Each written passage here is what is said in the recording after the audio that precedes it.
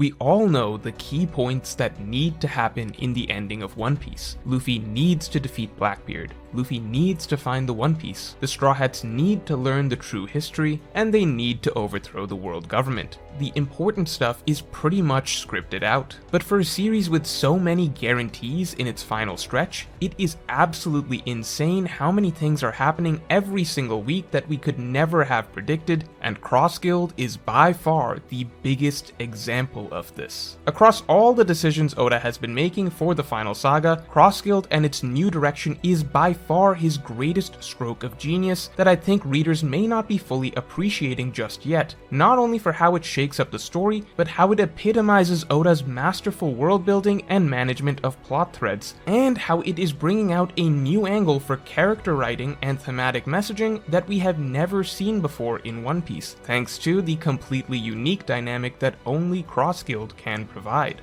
But before we get into it, make sure to subscribe. And just as recent chapters have had us jumping all over the New World, you can also travel the world with Surfshark VPN, the sponsor for this video.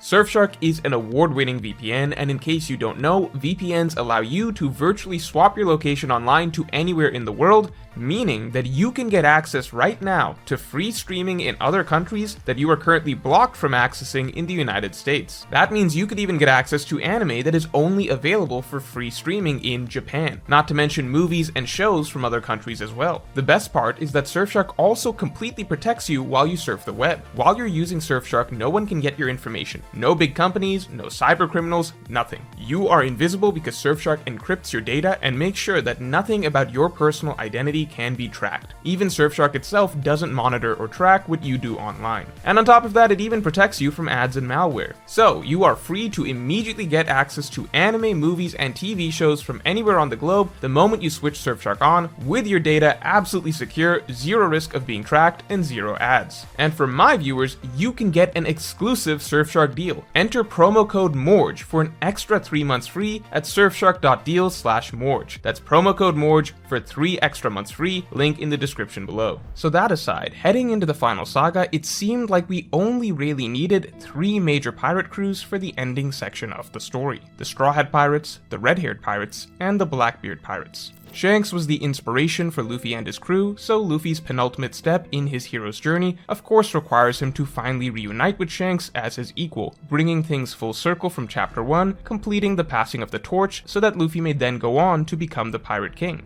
Blackbeard is Luffy's primary antagonist and true rival to Pirate King, who Luffy would need to actually defeat as his final step to achieving his dream. And Blackbeard is of course Shanks' nemesis as well, seemingly set up to defeat and possibly even kill him as Blackbeard's own final step to officially positioning himself as Luffy's final rival. Luffy needs to reunite with Shanks, Blackbeard needs to defeat Shanks, Luffy needs to defeat Blackbeard. That's it. That's the only real trifecta of pirates that we need at this point. As such, an alliance of Shichibukai was never really something any reader thought needed to exist. After Wano, Oda could have just thrown Buggy and his fleet into Luffy's ever-growing horde of allies, and no one would have questioned it. In fact, many readers assumed that this was what was going to happen with Buggy. Oda could have just saved Mihawk for Zoro's fight, and Oda could literally have never had Crocodile play a major role in the story again, and no one would have ever complained once. But instead, Oda chose to keep them incorporated in the story, and out of the blue, actually bring them all together to take up a role that would never have made sense before this. I mean, just looking at this picture, it's so clear that one of these things is not like the others. Not just because Buggy is so weak, but because these 3 were so clearly positioned to be the endgame pirates that the final fight of One Piece would revolve around, and Cross Guild is just some random made-up thing out of nowhere. It's like jamming in another puzzle piece into an already established picture. And at first, it seemed like they were part of the Yonko just for show. They weren't interested in the One Piece like these other guys, this was just a fan service group. We'd get to see some cool fights with the Marines, and down the line Zoro will of course fight Mihawk in some context or the other, but besides that, how important are these guys really? Well, no, they're not just going to quietly sit on the sidelines. When Oda says these are the 4 Yonko,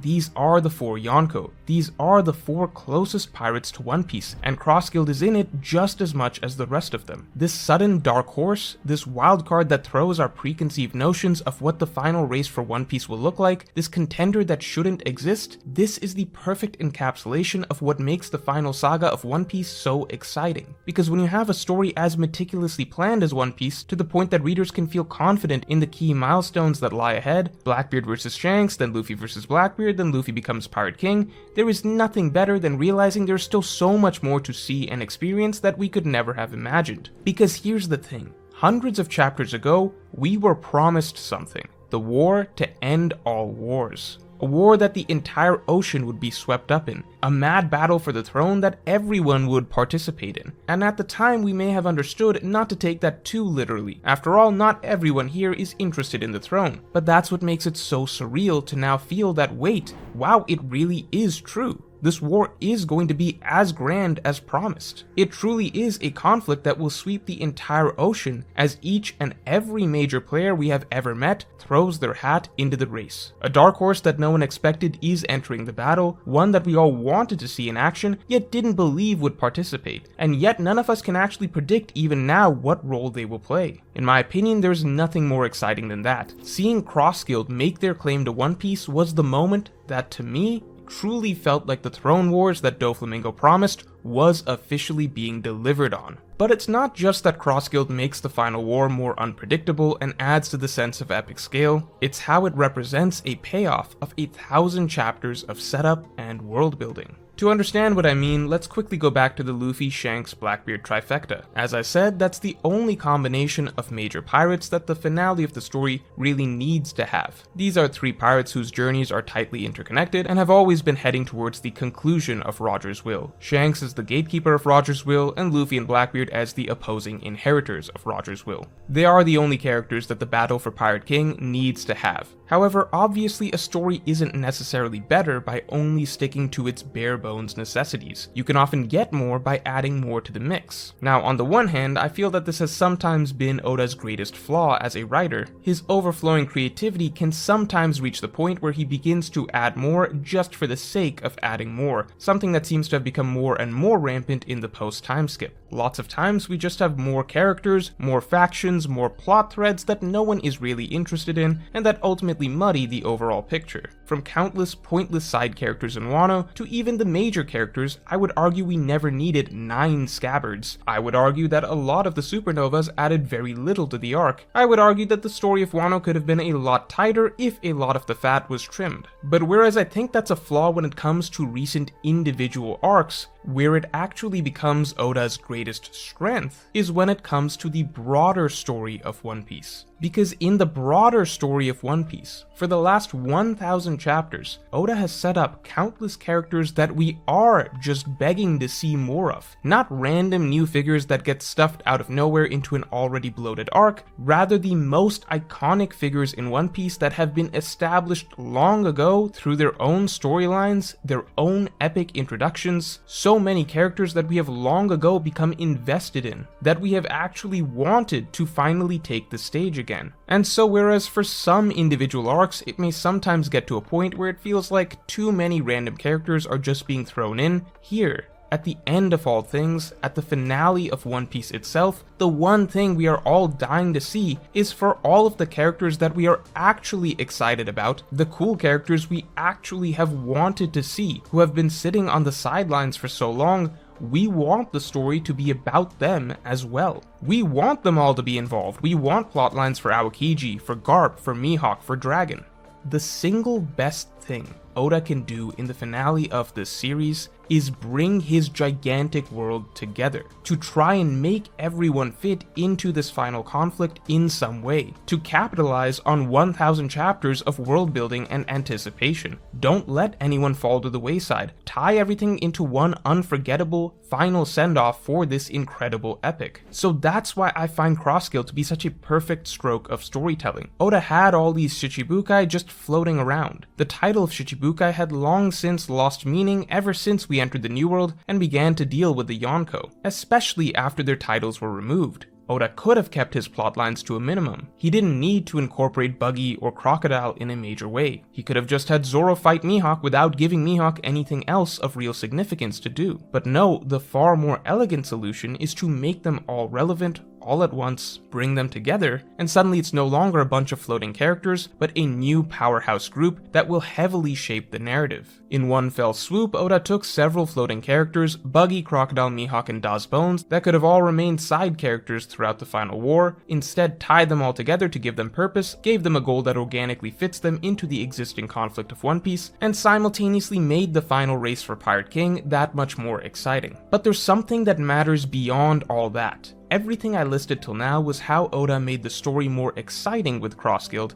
how he tied the plot together with Cross Guild, but what's most surprising is something that actually goes a step further. It's the actual depth that we seem to be getting out of the character writing and messaging from this oddball group. To begin with, it must be acknowledged that Cross Guild isn't just great because of the narrative impact that it can have. It's also easily the most interesting crew in the story to actually read about at this point in time, because it has by far the most interesting dynamic that we have ever seen in a pirate crew, or really any organization of this caliber, period. Cross Guild is a major superpower in the One Piece world, but there is no true leader. Buggy is the face, Crocodile is the mastermind, Mihawk is the strongest, but no one is actually the boss. What that leads to is a wildly entertaining dynamic to follow, because even within the crew itself there is unpredictability. One moment Crocodile is pushing them to hunt marines and put bounties on them. The next, Buggy is pushing them to actually chase after the One Piece instead. But what started as just a fun group to read about quickly became a more complex one. At first, this role of Buggy as the face was just comedic.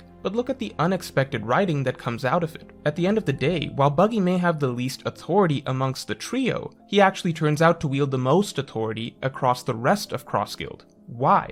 Because in a way, Mihawk isn't the strongest in this group. Mihawk himself said, the greatest strength on this ocean is drawing people together. And that is something that Buggy has that these other two, for all their fighting strength, do not. It's underrated, but let's not forget that all throughout Impel Down and Marineford, just as Luffy was miraculously drawing everyone to follow him and praise was being heaped on him for this ability, Buggy was doing the same thing as Luffy, in his own way. No one was following Crocodile at Impel Down. They were following Buggy or Luffy. And so this same weakness in leadership applies to Crocodile just as much as it does to Mihawk. Yes, Crocodile ran a gigantic organization at one point, but that's because he was a hidden genius behind the scenes. No one ever even knew who he was, no one ever saw his face. When it came down to it, in real life, Crocodile wasn't exactly an inspirational leader. And in the same vein, beyond leadership, what else does Buggy have that the other two do not? Maybe the single most important thing for a pirate, and the single most important thing for becoming Pirate King: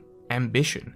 That is what the entire epic of One Piece is about. Chasing the ultimate ambition, trying to climb to the very top of the world. That is what greatness is made of in this series. Again, for all his strength and lofty goals, Crocodile long ago abandoned his true, grandest ambition as it was too difficult. The jury is still out on whether or not Mihawk ever actually wanted to become Pirate King like Buggy implies, but no matter how you spin it, Mihawk is both a swordsman and a pirate, which means he was ultimately content with stopping at an easier goal rather than pushing himself towards the highest goal that he could possibly achieve. And so here is the brilliance of Cross Guild. I've talked in past videos about how the Shichibukai are often meant to be failed candidates for Pirate King. Great pirates, but ultimately not among the greatest at the end of the day. But now that they're being brought together, as a crew of mismatched personalities and motivations with no true leader, but who all share the one commonality of having bowed out of the race to the top, to have the absolute lowest among them be the one to speak the truth and remind them of what truly matters is a surprisingly powerful recontextualization heading into the finale of the story of what it means to be a pirate and what it means to chase greatness. And this type of writing is only possible thanks to the unique dynamic that Cross Guild poses. So let me know what you think Cross Guild's future will be in the comments below, and if you enjoyed this video then definitely like and subscribe, and you can get my extended thoughts on what I think is next for Cross Guild in my weekly podcast by becoming a member. Just hit the button below.